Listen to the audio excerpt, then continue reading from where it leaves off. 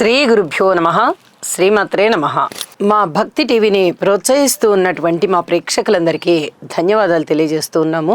ఈ వారం రాశి ఫలితాలు చెప్పుకునే ముందుగా గ్రహస్థితులు 29 మార్చి నుంచి 4 ఏప్రిల్ వరకు గల కాలానికి మేషరాశిలో శుక్రుడు, మిథున రాశిలో గురుగారు, కర్కాటకంలో చంద్రుడు, సింహరాశిలో కేతువు, అలాగే కుంభరాశిలో బుధ కుజ రాహులు, ఇక మీన రాశిలో శని రవి గ్రహాల యొక్క సంచారము కలిసి జరుగుతూ ఉన్నది. వారాంతానికి వెళ్ళేటప్పటికీ కుజుని యొక్క సంచారము మీనరాశిలోకి వెళ్ళి ఉన్నది, చంద్రుని యొక్క సంచారము తులారాశిలోకి వచ్చి ఉన్నది. మరి గ్రహ సమ్మేళనాల యొక్క ఫలితాలు ఏమిటి అంటే, బుధ కుజ రాహు ఈ 3 గ్రహాల యొక్క కలయిక జరుగుతుంది.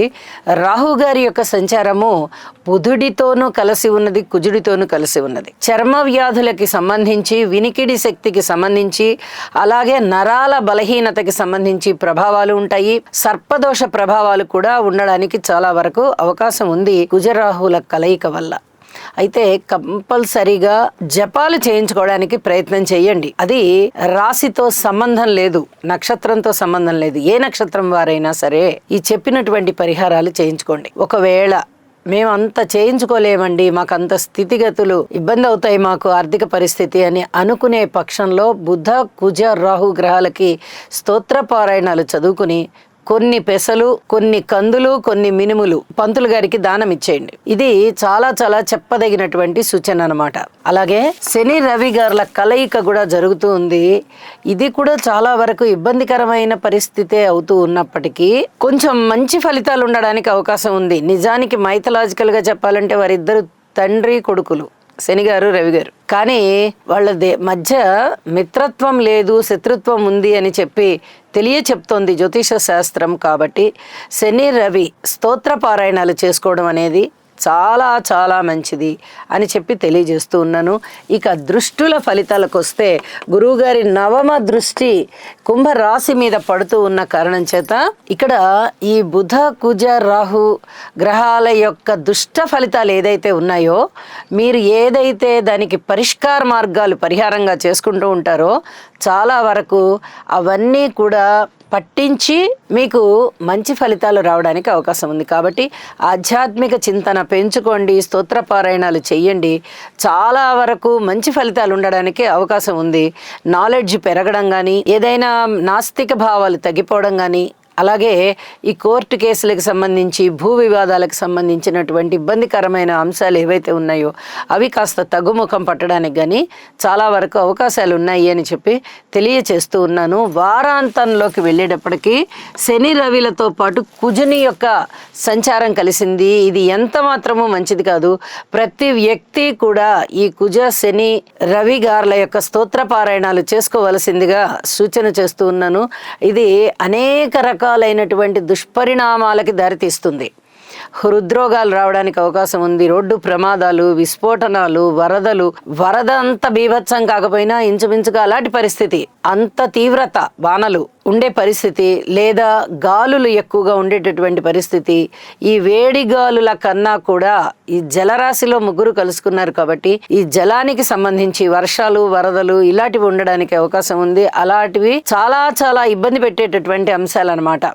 వీటన్నిటి నుంచి మీరు పరిష్కారం పొందాలి, ఉపశమనం పొందాలి అంటే స్తోత్ర పారాయణాలు తప్పనిసరిగా చేసుకోండి అని మరీ తెలియజేస్తూ ఇక రాసుల్లోకి వెళ్దాము. వృశ్చిక రాశి వారికి ఈ గ్రహస్థితులు ఎలా ఉన్నాయి అని చెప్పుకునే దానికన్నా కూడా ముందరగా మనం చెప్పుకోవాల్సిన అంశం ఏమిటి అంటే, గ్రహస్థితులు బాగా లేనప్పుడు ఏమి చెయ్యాలి అనే దాని గురించి చెప్పుకోవాలి. ఏ గ్రహాలు కూడా అనుకూలంగా లేని కారణం చేత వీరు నవగ్రహ హోమం చేయించుకోవడం చాలా చాలా మంచిది. అలాగే నవగ్రహ స్తోత్రాలు పారాయణ చేయడం కానీ, నవధాన్యాలు దానం చేయడం కానీ చేసినట్లయితే చాలా వరకు ఉపశమనం అనేది కలుగుతుంది. ఈ నవధాన్యాలు అంటే చాలామందికి తెలుసు, గోధుమలు, బియ్యము, కందులు, పెసలు, మినుములు, శనగలు, ఉలవలు, అలాగే నల్ల నువ్వులు, బొబ్బర్లు, ఈ 9 రకాలైనటువంటి ధాన్యాన్ని కూడా కొంచెం పరిమాణంలో తీసుకుని ఒక సత్పురుషునికి దానం ఇవ్వండి. ఒకళ్ళకే ఇవ్వడం కష్టం, తీసుకోరు వాళ్ళు అంటే గనక ఒక 3-4కి ఇవ్వండి. ఈ రకంగా చేయడం వల్ల చాలా వరకు ఉపశమనం వస్తుంది. అలాగే తోటకూర దానం చేయండి, బెల్లం ఒకటి దానం చేయండి. నవధాన్యాలని అయినట్లయితే గనక రాత్రిపూట కొన్ని నానబెట్టేసేయండి నీళ్లల్లో. పొద్దున్నే శుభ్రంగా వాటిని కడిగేసి ఆవుకి పెట్టండి. ఇది చాలా చాలా చెప్పదగినటువంటి సూచన అన్నమాట. గ్రహాలకి శాంతి చేసుకోవాలి అంటే జపాలు చేసుకోవడం ఒక పద్ధతి, హోమం చేసుకోవడం ఒక పద్ధతి, స్తోత్రాలు చేసుకోవడం ఒక పద్ధతి, దానాలు చేయడం ఒక పద్ధతి. మనకి ఇక్కడ దోష తీవ్రత ఎక్కువగా ఉంది అన్నప్పుడు జపాలు చేయించుకోవడం చాలా చాలా మంచిది.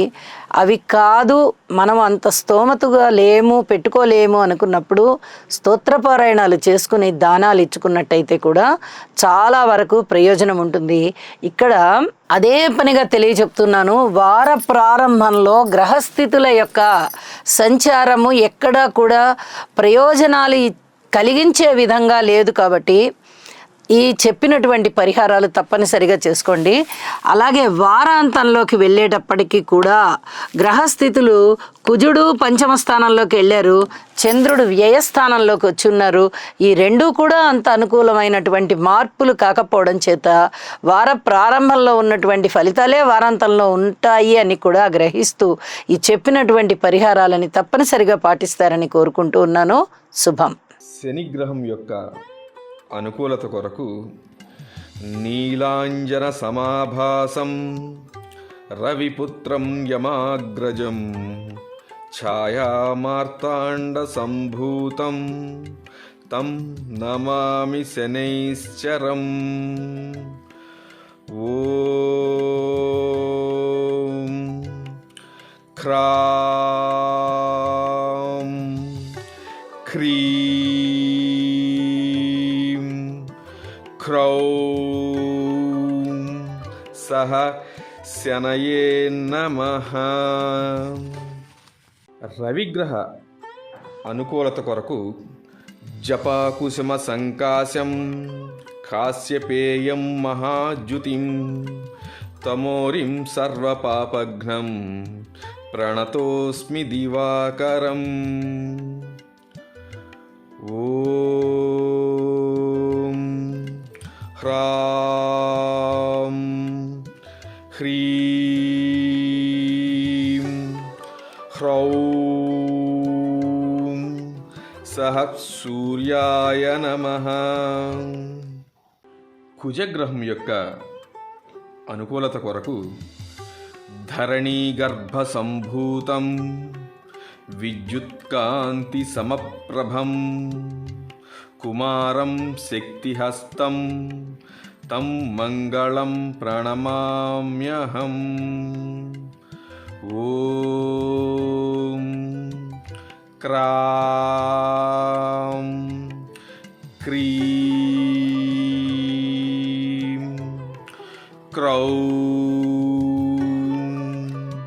సహ భౌమాయ నమః.